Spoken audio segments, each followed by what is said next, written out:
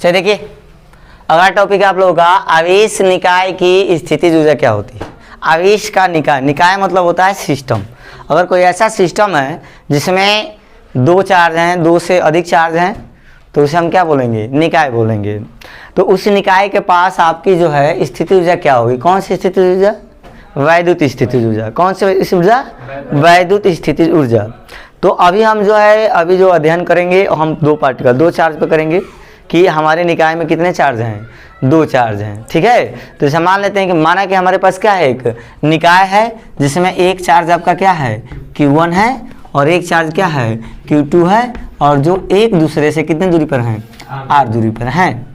तो इस निकाय की गुरुत्वीय स्थिति वैद्युत स्थिति ऊर्जा कितनी होगी जब ये दोनों चार्ज एक दूसरे से कितने दूरी पर हैं, R दूरी पर हैं। तो समझिए आप, एक सिंपल सा दिमाग लगाइए कि ये निकाय बना होगा तो ये चार्जों को दोनों को लाया गया होगा, ठीक है। दोनों चार्जों को लाया गया होगा, ला करके दोनों को, एक को बिंदु P पे और एक को बिंदु कहाँ पे, Q पे स्थापित किया गया होगा, ऐसा किया गया होगा। तो इसकी किए गए कार्य जितना हम कार्य करते हैं इसमें एनर्जी के रूप में क्या हो जाता है, संचित हो जाता है, जिसे हम क्या कहते हैं, निकाय की वैद्युत स्थिति ऊर्जा कहते हैं। क्या कहते हैं, निकाय की वैद्युत स्थिति ऊर्जा। जैसे हमारे हाथ में मान लो दो पार्टिकल हैं और दोनों पार्टिकल में ये चार्ज हैं, क्या है, चार्ज हैं। जैसे आप सिंपली समझिए, एक हाथ में ये चुंबक है, एक में एक चुंबक है। अगर ये दोनों एक दूसरे के क्षेत्र से क्या है, बहुत दूर है, सिंपल आप लोग दैनिक जीवन में करते हैं, इसका क्षेत्र अलग है, इसका क्षेत्र अलग है, दोनों का क्षेत्र क्या है, अलग अलग है। ये अलग है, इसका जो आपका क्षेत्र है इससे काफ़ी दूर है और इसका क्षेत्र इसके क्षेत्र से दूर है, मतलब दोनों बहुत दूरी पर हैं। अगर दोनों को मैं एक दूसरे के क्या लाऊं, नज़दीक लाऊं, समझिए, तो दोनों को नज़दीक लाने में हमें क्या करना पड़ेगा, काम करना पड़ेगा। और जो हम काम करेंगे ना, इसमें ऊर्जा के रूप में क्या हो जाता है, संचित हो जाता है, जिस ऊर्जा को हम क्या कहते हैं, वहाँ पे चुंबकीय स्थिति ऊर्जा, यहाँ पे वैद्युत स्थिति ऊर्जा। जैसे ये चार्ज है, ये चार्ज है, दोनों एक चार्ज को हमने क्या लाया, यहाँ पे लाया, तो लाने में हमें काम करना पड़ा है। तो इस किए गए काम को ही क्या कहते हैं, वैद्युत स्थिति ऊर्जा। मतलब अनंत से दो आवेशों को, ठीक है, एक दूसरे से R दूरी पर लाने में जितना कार्य किया जाता है वह कार्य उस निकाय में ऊर्जा के रूप में संचित हो जाता है, ठीक है, ऊर्जा के रूप में संचित हो जाता है, जिसे हम क्या कहते हैं, निकाय की वैद्युत स्थिति ऊर्जा कहते हैं, ठीक है। अब समझिए कि मान लीजिए यहाँ तो आपको दिख रहा है कि दोनों चार्ज R दूरी पे हैं। परिणाम में मान लीजिए कि ये एक इन्फिनिटी पॉइंट है, ठीक है, और ये भी क्या है, इन्फिनिटी पॉइंट। दोनों के दोनों क्या है, इन्फिनिटी पॉइंट है। और इसमें यहाँ पे एक आपका चार्ज Q1 है और एक चार्ज क्या है, Q2 है।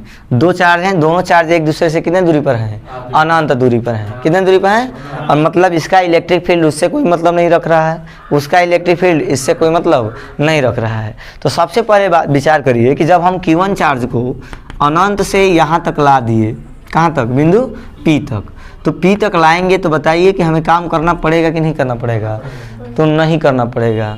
हम बार बार बोलते हैं कि काम हम वही करते हैं जहां हमारा क्या होता है, विरोध होता है। बल तहीं लगाते हैं, बल वहीं लगाया जा सकता है जहां उसका क्या होता हो, विरोध हो। और चार्ज का विरोध कौन करता है, चार्ज ही करता है। चार्ज का विरोध दीवार नहीं करेगा, चार्ज का विरोध कौन करेगा, चार्ज ही करेगा, न कि कोई और चीज़ है जो कुचालक है वो नहीं कर सकती हैं। तो इस पार्टिकल को जो चार्ज है अगर अनंत से यहाँ तक ला रहे हैं, कहाँ तक, बिंदु P तक, तो जाहिर सी बात है इसका विरोध करने वाला कोई नहीं है। जब इसका कोई विरोध करने वाला नहीं है तो इस पर आपको बल लगाने की ज़रूरत नहीं है, वो इजीली इनफाइनाइट से यहाँ तक क्या हो सकता है, आ सकता है, आपको कार्य कोई नहीं करना पड़ेगा। तो हमने यहाँ से इजीली हमने यहाँ से क्या कर दिया, ला दिया। अब जब ला दिए तो जब यह चार्ज यहाँ से यहाँ पे आ गया तो ये क्या करेगा, ये अपना इलेक्ट्रिक फील्ड को उत्पन्न करेगा, क्योंकि जब ये चार्ज आ गया तो अपने चारों तरफ एरिया को क्रिएट करेगा। अब हम जानते हैं कि हमारे दूसरे चार्ज को कहाँ तक लाना है, R डिस्टेंस तक लाना है। इसका मतलब इस चार्ज से अगर R दूरी की बात की जाए तो R दूरी पर हम जानते हैं कि हमारा विभव कितना होता है, तो V = 1/4 pi epsilon not Q/R होता है। तो दूरी तो सेम है, चार्ज का मान Q1 है, तो यहाँ क्या लिख देंगे, Q1 लिख देंगे। अब बताइए, अगर इस चार्ज को इनफाइनाइट से यहाँ तक लाना है, किस बिंदु तक, आपको बिंदु Q तक लाना है, तो Q तक लाने में आपको क्या करना पड़ेगा, वर्क करना पड़ेगा, क्योंकि यहाँ पे इलेक्ट्रिक फील्ड है, ये इसका क्या करेगा, इस चार्ज का विरोध करेगा। जब इसके इलेक्ट्रिक फील्ड में ये आना चाहेंगे तो उसका वो विरोध करेगा, और उस विरोध में आपको क्या लगाना पड़ेगा, बल लगाना पड़ेगा। अब बल लगाकर विस्थापन जब करेंगे तो जब विस्थापन होगा तो कार्य होगा, और वही कार्य इस निकाय में ऊर्जा के रूप में क्या हो जाएगा, संचित हो जाएगा। ठीक है, तो पहले तो आपको यहाँ मालूम है भी, तो कार्य निकालने के कई सूत्र हैं, बल गुणे विस्थापन से निकल सकता है, और नहीं तो विभव के सूत्र में आपने पढ़ा था कि V बराबर क्या होता है, W/Q होता है। तो अगर किसी पॉइंट का विभव मालूम हो तो उस पॉइंट पे यदि कोई चार्ज यदि रख दिया जाए, कितना चार्ज रखते हैं, तो विभव और आवेश के गुणनफल से क्या निकल सकते हैं, कार्य निकाल सकते हैं। और यहाँ हमें वही चीज़ मालूम है, क्या मालूम है, V मालूम है। तो इस बिंदु पर विभव मालूम है, और इसी पे हमें इन्फिनिटी से क्या लाना है, किसी चार्ज को लाना है। तो हम इसमें विभव में Q से क्या कर देंगे, गुणा कर देंगे, हमारा क्या निकल जाएगा, स्थितिज ऊर्जा निकल जाएगा कि कितनी इसके पास क्या है, वैद्युत स्थितिज ऊर्जा है। तो मान लेते हैं कि माना एक निकाय, माना कि एक निकाय में दो आवेश Q1 व Q2 एक दूसरे से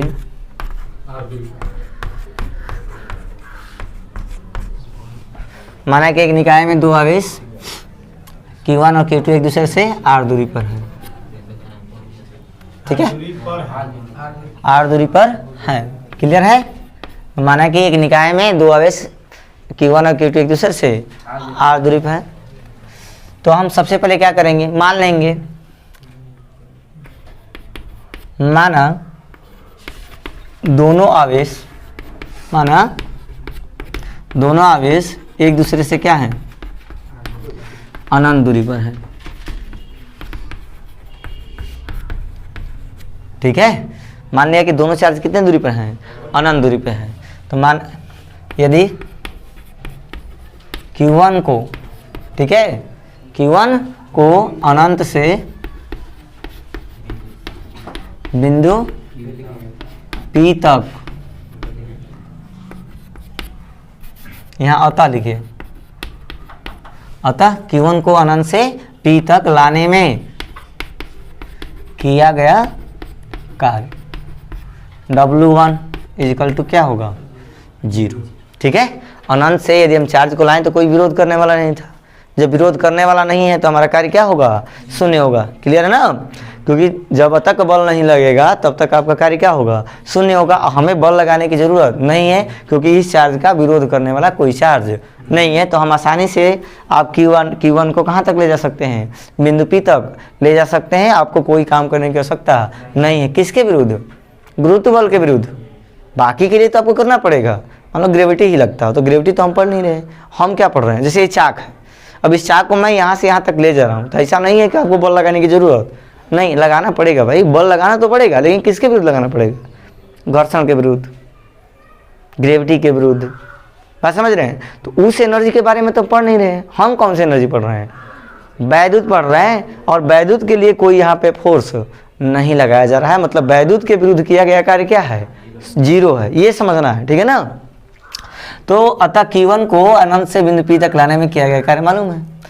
अब देखिए, तो Q1 के कारण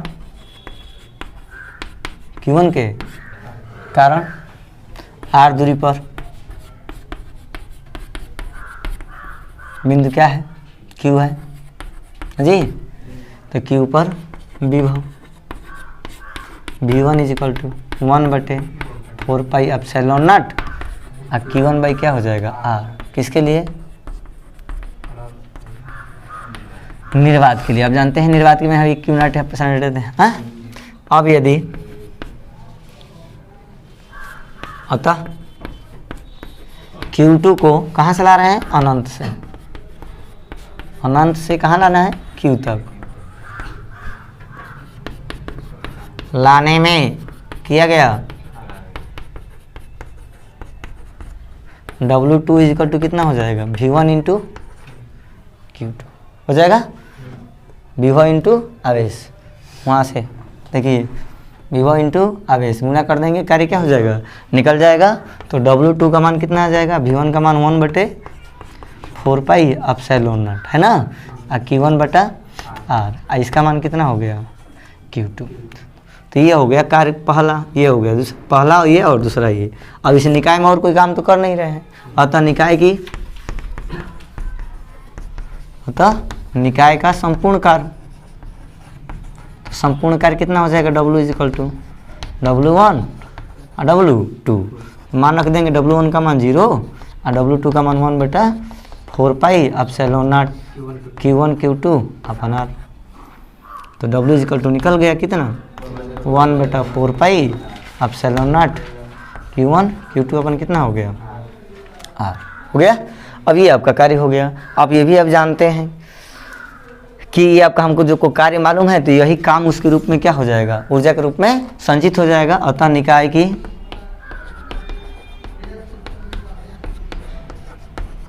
वैद्युत स्थितिज ऊर्जा U किया गया कार्य, जितना आप काम करेंगे एनर्जी के रूप में आपको क्या हो जाएगा, मिल जाएगा। तो हमने कार्य कितना किया है, 1/4 पाई एप्सिलॉन नॉट आपका Q1 Q2 अपन कितना हो गया, R। और इस तरह से ये निकाय की क्या हो गई, एनर्जी हो गई कि इसके पास इतनी क्या है, गुरुत्वीय वैद्युत ऊर्जा है, गुरुत्वीय वैद्युत स्थिति ऊर्जा है।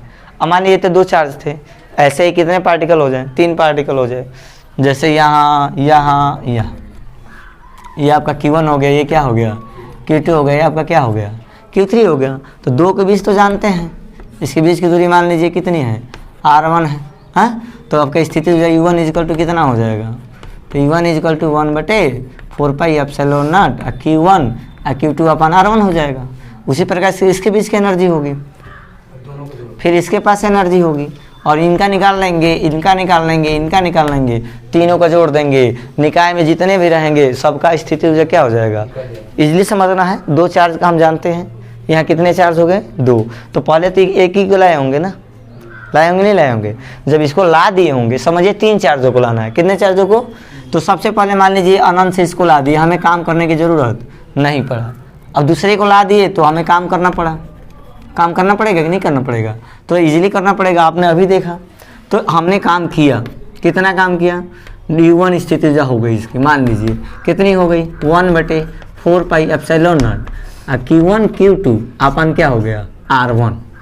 अब एक तीसरा चार्ज यदि ला रहे हैं, मान लीजिए इससे Q1 से R2 दूरी पे, हाँ, Q2 से R3 दूरी पे, तो अब तो इस चार्ज को लाने के लिए ये भी विरोध करेगा और ये भी विरोध करेगा, करेगा नहीं करेगा, करेगा ना।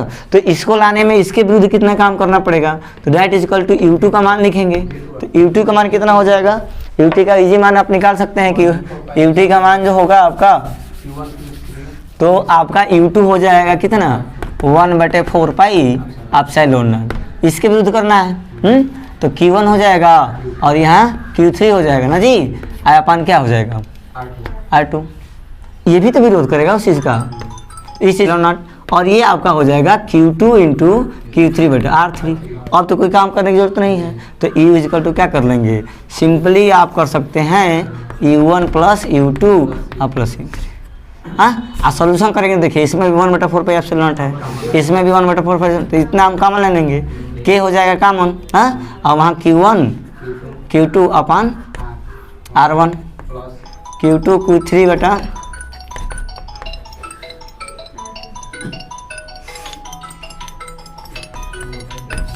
चलिए।